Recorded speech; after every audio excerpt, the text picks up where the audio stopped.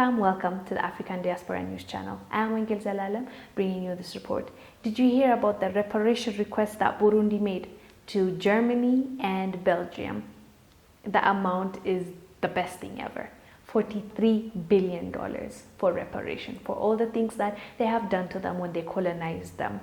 They've actually analyzed the cost and they came up with this figure, and we couldn't be prouder. Let me read you the article and then we'll come back. Burundi has asked former colonizers Germany and Belgium to pay about $42 billion as reparative justice for when the two European nations controlled the East African territory that became a sovereign country. Reports say Burundi's upper legislative body has constituted a team of experts to critically assess how much is owed to Burundi, but the stipulated figure is in billions of euros. The country is also ready to make its case before an appropriate international court. Germany colonized the territory in 1890 as part of its German East Africa colonies. From these colonies, Germany sourced such commodities as cotton and coffee. After losing World War I, one of Germany's concussions included losing Burundi. From 1924 until 1962, Burundi came under Belgian control. Belgian colonization was marked by various atrocities, including the infamous kidnapping of Burundian biracial children to Belgium during 1940s and 1950s.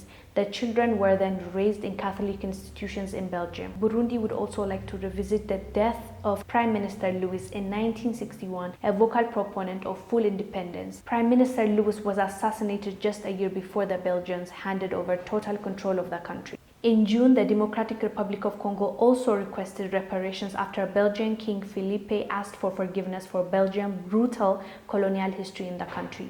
King Philippe was forced to render the apologies after the death of George Floyd sparked global anti-racist and anti-imperialist protests. You guys, you just saw that. I don't know if it's me being optimistic or there's an actual revolution coming. Like, I see lots of good news coming out of Africa, like governments growing balls and asking what's rightfully ours, and Burundi asking for $43 billion is, I would say, a first, at least in this kind of amount. Like we talked about it last week, that Namibia rejected Germany's $11 million. Like, in the first place, it's such an insult. They offered them $11 million for killing almost 100,000 of their people when they were under the control of Germany. And they just offered, there you go, 11 million. And the government said, no, add a bit more and add more and come back with a better offer. So they rejected them. So we're seeing this kind of change. Yes, there are disappointments also with a lot of governments we've been reporting, but we're seeing some kind of hope. It feels like we're showing respect for ourselves, you know. Our leaders are showing some kind of strength.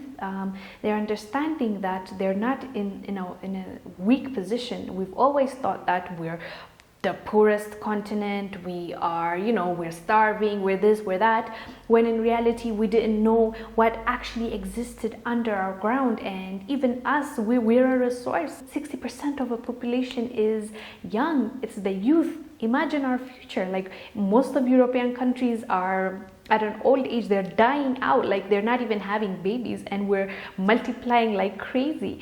And all this are pros. Yes, we have cons because of, you know, colonialism, and a lot of things were systematically done for us to stay where we are, so that we don't rebel, so that we don't acknowledge what kind of power and strength and beauty there is to us. We didn't understand that for so long. We were blinded to it, but now it feels like people are opening their eyes and they're understanding we're not as bad as we thought we are, or we were told that we are. It seems to me like we're saying no to that narrative. At least I'm seeing a little bit of it, you know. It's not enough, of course, but it's starting. I feel like Namibia rejecting, Burundi asking, it will motivate other countries to say, wait a minute, especially if these guys end up getting the reparation money they asked for.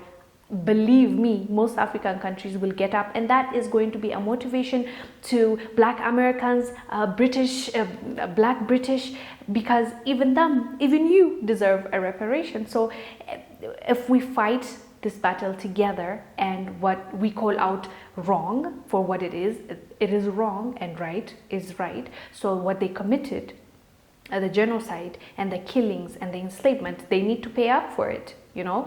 And finally, if we come together as Black people and demand for what's right, maybe we'll see that reparation coming. Really, I'm looking forward to it, and this is really interesting, and it makes me happy to see that we are asking for these things and not settling like always. If you remember, I did a story about Tunisia. It's a northern part of Africa, a country in the northern Africa, and the opposition party requested that the colonial powers need to apologize for what they did. And guess what? Most of the parliament said no to that, and they didn't pass that. They didn't agree on that, and they said no to even asking for apologies. Like, do you hear how crazy that is? They were enslaved, and they voted against asking for, you know, apologize to what you did to me. Forget reparation. They didn't even want to be involved in asking for, basically acknowledge what you did to me and say sorry, and they didn't agree on that. So the parliament voted against it, and they didn't even end up asking for that. So that's why I'm surprised this is happening, because this is the kind of leaders we used to have, but now it looks like there's hope, and very proud, very proud, very, very proud. Do let us know down below what your thoughts are about Burundi asking for $43 billion and demanding it, you know, and actually doing analysis on it and say, this is the reason why we're asking for this, because it costs us this, and the lives and everything. And it was not, they didn't just come up with that number. So do let us know down below what your thoughts are. I'll see you on the next one. Bye.